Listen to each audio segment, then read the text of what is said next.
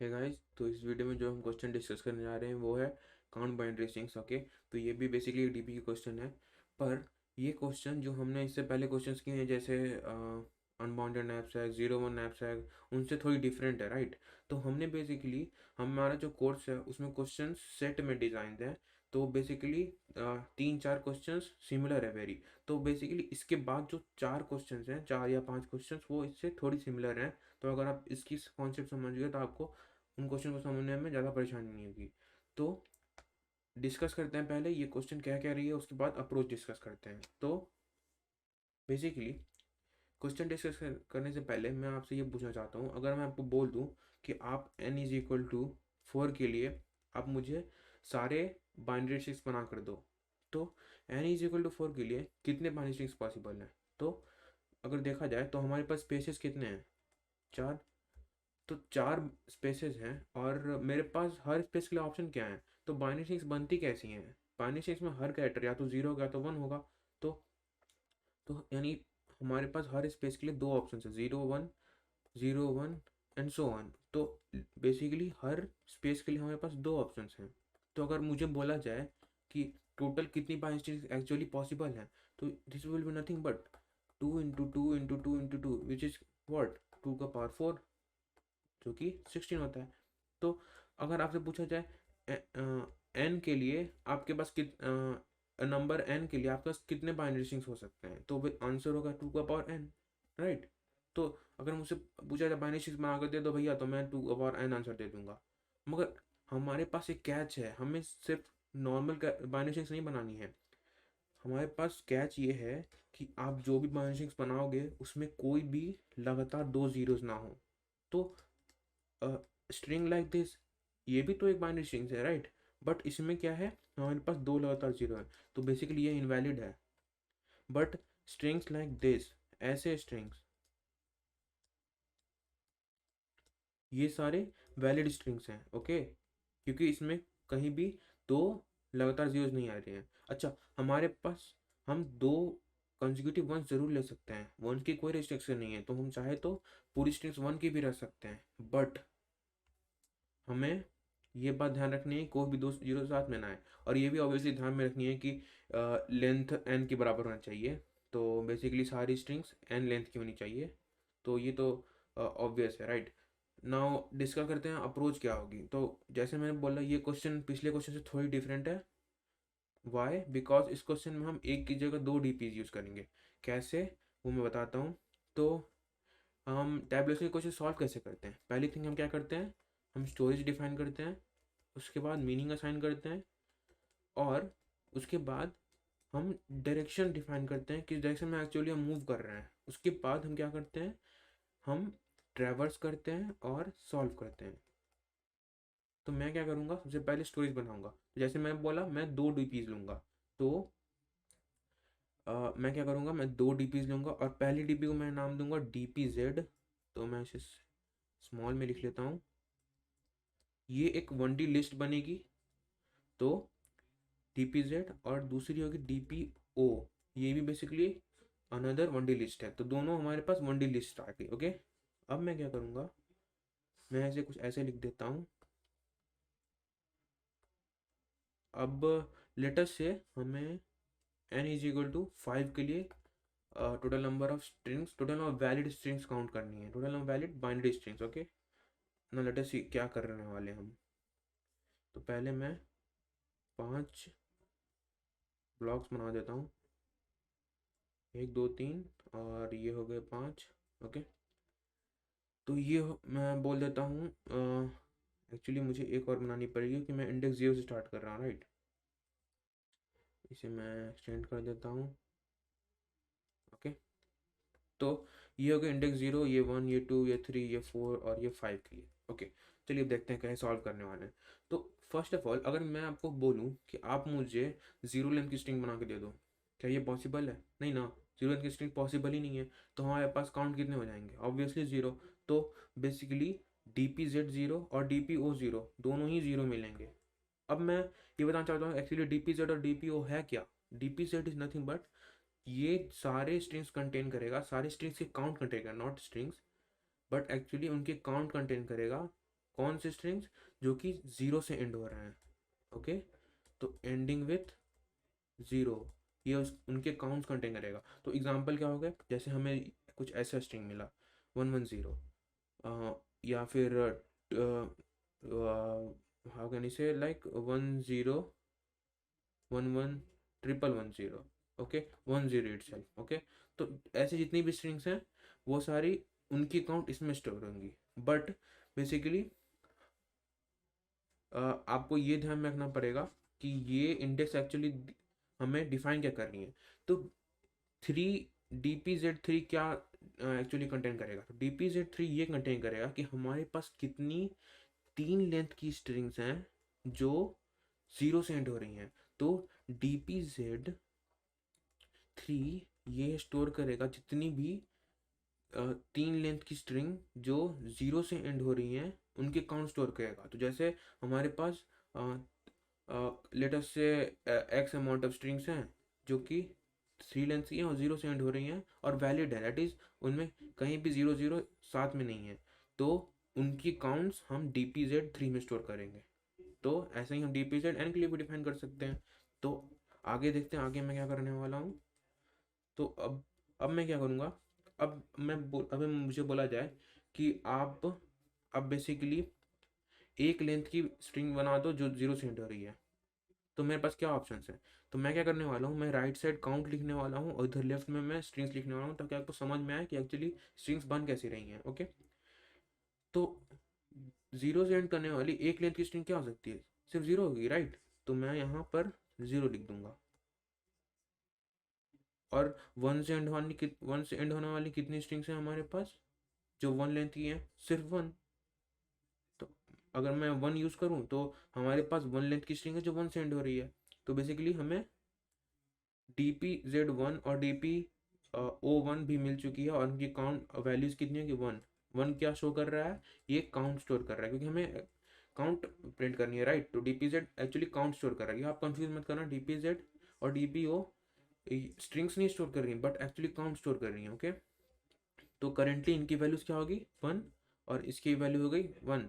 Now आगे move करते हैं। अब अगर मैं आपको बोल दूं कि आप 2 लेंथ की स्ट्रिंग्स बनाओ जो हमारे रूल्स को फॉलो करती हैं, तो अगर मैं इन दोनों के आगे 1 लगा दूं तो क्या हमें वैलिड स्ट्रिंग्स मिलेंगी, चलिए देखते हैं। मैं क्या करता हूँ, इसके आगे 1 लगा देता हूँ, दैट इज DPZ जो बनी थी 1 लेंथ की, उसके आगे मैं 1 लगा रहा हूँ। और DPO जो बनी थी 1 लेंथ की, उसके आगे मैं 1 लगा रहा हूँ। तो ये हो जाएगी 1 1।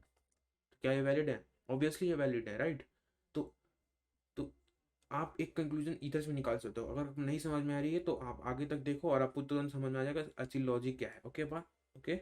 इसके बाद मैं क्या करने वाला हूँ, मैं DPZ निकालने वाला हूँ 2 लेंथ के लिए। तो मैं देखता हूँ क्या करने वाला हूँ।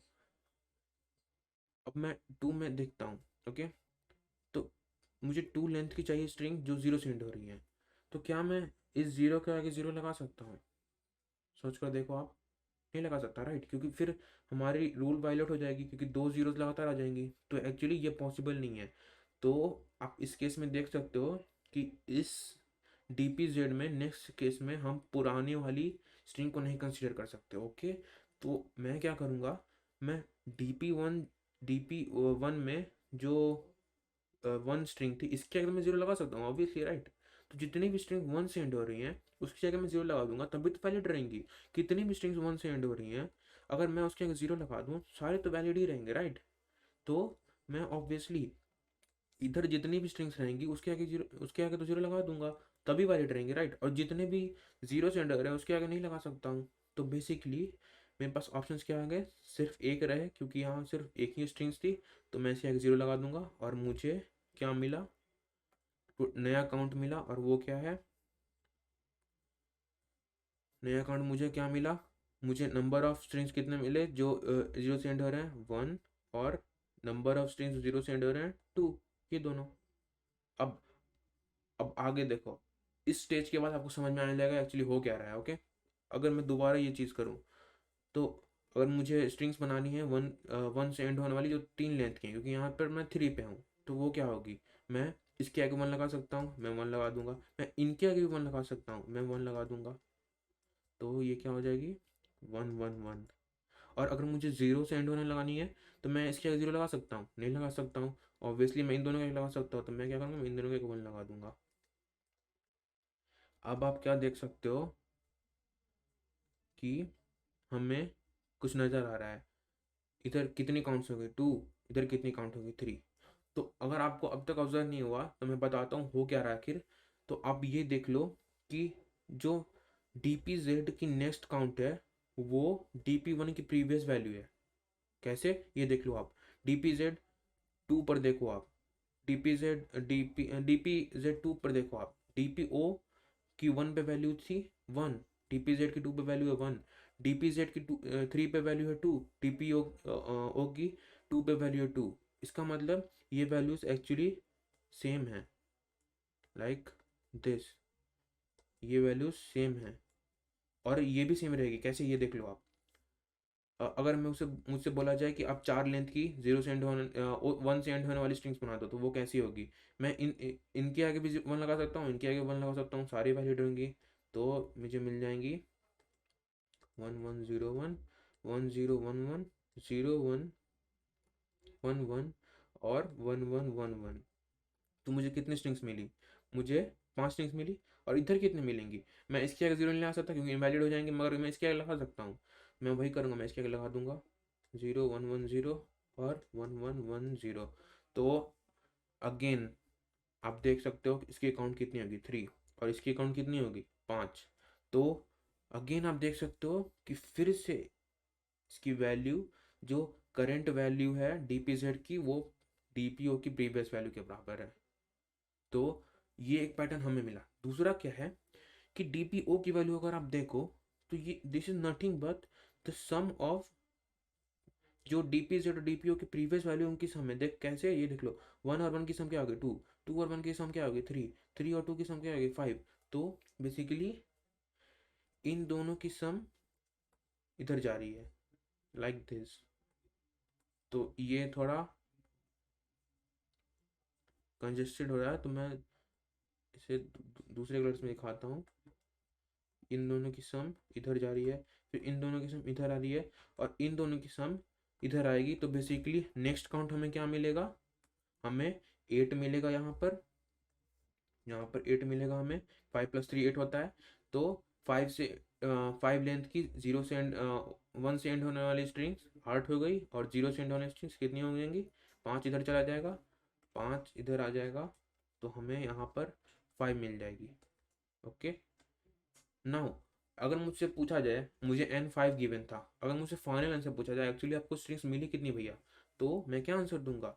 ये दोनों स्ट्रिंग्स वैलिड है, राइट? भले ही ये 0 से एंड हो रही है, मगर बाइनरी स्ट्रिंग्स तो है और उसमें 0 से रिपीटेड भी नहीं है। तो फाइनल वैल्यू क्या होगी इन दोनों की सम? दैट इज मुझे 30 आंसर मिल गया।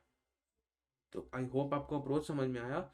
और मैं पहले एक DP का यूज़ करके एक सॉल्यूशन लिखता हूँ, उसके बाद मैं आपको बताऊंगा कि एक्चुअली आप बिना DP के कैसे इसे बना सकते हो क्वेश्चन। ओके, तो आपको एक्स्ट्रा स्पेस नहीं लेनी पड़ेगी। तो चलिए देखते हैं।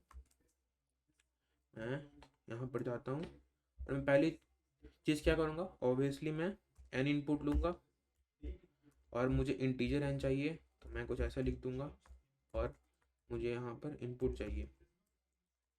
ओके, तो अगली अगली चीज़ मैं क्या करूँगा, मैं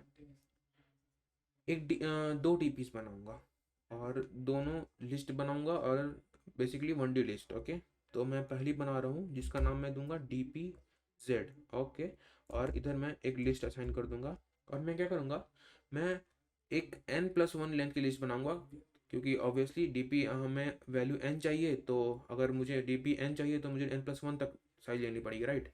तो अगर मुझे n+1 लेंथ की लिस्ट चाहिए, और मुझे मैं क्या करूँगा, मैं इनिशियली सब में 0 असाइन कर दूंगा। तो ऐसे लिखूंगा, तो ये मुझे n+1 लेंथ की DP दे देगी। कैसे, ये कैसे क्या करेगा, अगर आपको नहीं समझ में आई ये चीज़, तो ये क्या कर रहा है आप देख लो। ये कर क्या रहा है, ये कुछ नहीं बल्कि मुझे n+1 जीरोस दे रहा है। ये 0 से स्टार्ट होकर ये n तक जाएगा, मुझे n+1 जीरो की लिस्ट दे रहा है। ओके, चलिए आगे देखते हैं।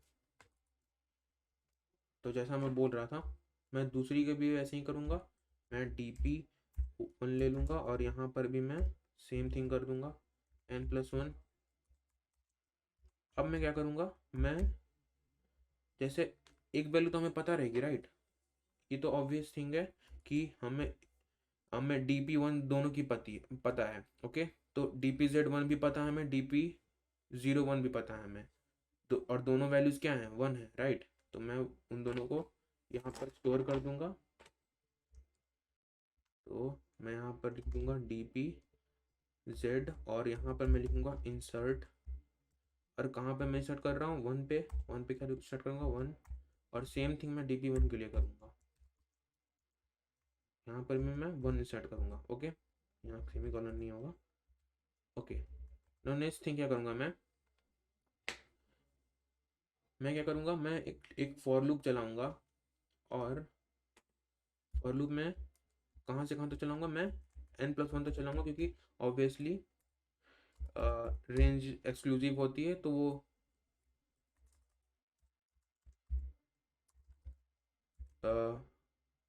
एंड इंडेक्स को इंक्लूड नहीं करती है। तो फॉर आई इन रेंज मैं क्या लिखूँगा, यहाँ पर मैं 2 से चलाऊँगा और n तक जाऊँगा, क्योंकि मुझे 1 की वैल्यू ऑलरेडी पता है। और 0 पे मैंने 0 स्टोर करके रखी है, ओके। तो मैं यहाँ पर n+1 तक चलाऊँगा। और यहाँ पे मैं क्या करूँगा, मैं dpz i में मैं क्या करूँगा, dpz में इंसर्ट करूँगा। और आई इंडेक्स में मैं क्या स्टोर करूँगा, तो dpz में क्या स्टोर हो रही थी, पिछली dpo की वैल्यू, मैं वही करूँगा। dpo क्या करूँगा, i-1। और dp1 में मैं क्या स्टोर करूँगा, पिछले dpo और dpz की सम। तो मैं यहाँ स्टोर करूँगा dp o i-1 plus dpz i-1, okay.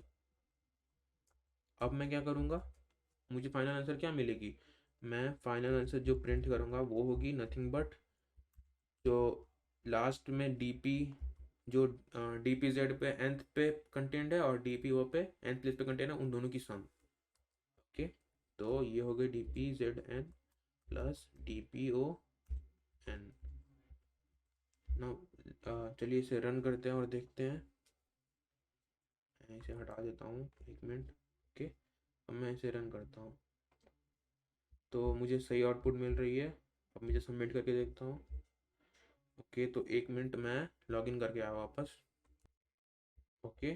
तो अब मैं इसे सबमिट करता हूँ, तो हमारे सारे टेस्ट पास कर रहे हैं। अब मैं क्या करता हूँ, मैं आपको दिखाता हूँ कि एक्चुअली बिना डीपी के हमें क्वेश्चन कैसे सॉल्व कर सकते हैं। तो हमें एक्चुअली डीपी की कोई ज़रूरत नहीं है, हमें ये एक्स्ट्रा n+1 साइज स्पेस की ज़रूरत नहीं है। तो हम स्पेस बचा सकते हैं कैसे, हम एक्चुअली मैं क्या करूँगा, मैं एक डीपी की जगह मैं वेरिएबल्स ले लूँगा और मैं उन्हीं वेरिएबल्स को यूज़ करके मैं कांस्टेंट स्पेस में मैं ये आंसर ले आऊँगा। कैसे, आप देखो, मैं क्या करूँगा, मैं इसके जगह dpz जो मैं डिफाइन कर लिया है, इसकी जगह मैं क्या लिखूँगा, मैं इसकी जगह लिखूँगा ओल्ड 0 वैल्यू। तो इसमें क्या कंटेन करेगा, वो ये वेरिएबल क्या कंटेन करेगा, ये बेसिकली वो कंटेन करेगा, ये बेसिकली ये कंटेन करेगा कि कितने स्ट्रिंग्स अब तक जीरो बैंड हो रहे हैं। तो मैं इसे लिख देता हूँ, इनिशियलाइज करता हूँ मैं उसे 1 से। सिमिलरली मैं करूँगा ओल्ड ओ, ये सिमिलरली कंटेन करेगा कितने अब तक स्ट्रिंग्स जो हैं 1 पे एंड हो रहे हैं। तो ये मैंने कर दी। अब मैं क्या करूँगा, मैं सेम थिंग करूँगा और मैं क्या करूँगा, मैं इसको रिप्लेस कर दूँगा। और इधर मैं क्या करूँगा, मैं फर्स्ट थिंग मैं एक न्यू वेरिएबल बनाऊंगा जिसका मैं नाम दूंगा न्यू जेड। और इसकी वैल्यू क्या होगी, ओल्ड ओ के बराबर, जैसा हमने डिस्कस कर पहले पहले किया था। और न्यू 1 की वैल्यू क्या होगी, ओल्ड जेड प्लस ओल्ड ओ। तो अगर आपको डाउट है कि ये प्रोग्राम एक्चुअली वर्क कैसे कर रहा है, तो मैं एक्सप्लेन करूंगा, जस्ट आप वेट करो और देखो कि आउटपुट सेम आ रहा है या नहीं, ओके। अब मैं क्या करूँगा, इसके बाद अब ये पूरा नहीं हुआ है, मुझे क्या करनी है, मैं अब ओल्ड ओ में न्यू ओ की वैल्यू स्टोर कर लूँगा और न्यू ओ में ओल्ड ज़ीरो में न्यू ज़ीरो की वैल्यू स्टोर करूँगा और ओल्ड वन में मैं ओल्ड ओ में मैं न्यू वन की वैल्यू स्टोर करूँगा। ओके, तो ये बात आपको कंफ्यूज नहीं करनी है और ये एक्चुअली फॉर लूप के अंदर ही है। ओके, ये फॉर लूप के अंदर ही है। अब मैं क्या करूँगा, मैं फाइनली इसके जगह मैं लिखूँगा ओल्ड जेड प्लस ओल्ड ओ। ओके, अब आप देखो आंसर क्या आता है। तो जैसे कि आप देख रहे हो आंसर फिर भी हमें सेम मिला। तो ये एक्चुअली वर्क कैसे कर रहा है। ओके, तो दिखाता हूँ मैं एक्चुअली आंसर आ कैसे रहा है। तो मैं क्या करूँगा, मैं इधर ही शो कर देता हूँ आपको। तो ये देख लो आप, ये हो क्या रहा है। ये ऐसे ऐसे हमने डीपी डिस्कस की थी। डीपी की जगह ये एक दो वेरिएबल्स की फंक्शनिंग मैं दिखा देता हूँ। तो इनिशियली हमारे पास क्या है, वन वन है और ये क्या है ओल्ड जेड और ये है ओल्ड वन। अब क्या कर रहा हूँ मैं एक न्यू जेड बना रहा हूँ और जिसकी वैल्यू मैं क्या रख रहा हूँ, ओल्ड ओ रख रहा हूँ। तो ओल्ड ओ क्या है हमारे पास वन, तो उसकी वैल्यू वन मिल गई। मैं न्यू ओ बना रहा हूँ जिसकी वैल्यू मैं क्या रख रहा हूँ, वन प्लस ये क्या होगी ओल्ड जेड प्लस ओल्ड ओ, मतलब वन प्लस वन टू हो गई हमारे पास। अब मैं क्या कर रहा हूँ, मैं ओल्ड जेड को यानी इसे मैं न्यू जेड बना दे रहा हूँ। तो यहाँ पर आ गया मेरा ओल्ड जेड और यहाँ पर मैं ओल्ड ओ को क्या कर रहा हूँ, new Z plus old old O क्या न्यू न्यू ओ बना रहा हूँ। तो ये न्यू ओ हमारे पास है, यहाँ पर ओल्ड ओ आ गया। तो होपफुली आपको समझ में आ रहा हो क्या रहा है एक्चुअली। तो मैं नए वैल्यू कैलकुलेट कर रहा हूँ और पुराने को नए वैल्यू असाइन कर दे रहा हूँ। तो ऐसे वो हर हर चांस में अपडेट होते रहेगा। सिमिलरली यहाँ पर मेरी मेरी न्यू जेड क्या आएगी, ओल्ड ओ। तो यहाँ पर मुझे टू टू मिलेगा और ये न्यू जेड है हमारी। और मैं ओल्ड जेड को न्यू जेड असाइन कर दूंगा तो यहाँ पर बाद में मुझे ओल्ड जेड आ जाएगा। और यहाँ पर न्यू के लिए भी सेम हो रहा होगा। न्यू मुझे क्या मिलेगी, ओल्ड जेड प्लस ओल्ड ओ, मतलब टू प्लस वन थ्री मिल जाएगी। ये मुझे न्यू ओ मिली और मैं ओल्डो को न्यू ओ असाइन कर दूंगा तो यहाँ पर मुझे ओल्डो मिल जाएगी। और ऐसे ही वो अपडेट होते होते फाइनली यहाँ पर पहुँचेगा जहाँ पर ओल्ड जेड भी में रहेगा और ओल्ड ओ मिलेगा और मैं इन दोनों को ऐड कर दूंगा तो मुझे आंसर मिल जाएगी। तो आई होप आपको ये अप्रोच समझ में आया हो। तो ऐसे हम कांस्टेंट स्पेस में ऐसे ही बना सकते हैं ये सॉल्यूशन। तो आई होप आपको ये वीडियो पसंद आई हो। अगर आपने कुछ भी नया सीखा, आप प्लीज़ लाइक एंड सब्सक्राइब करो और I will see you guys in the next video. Thank you.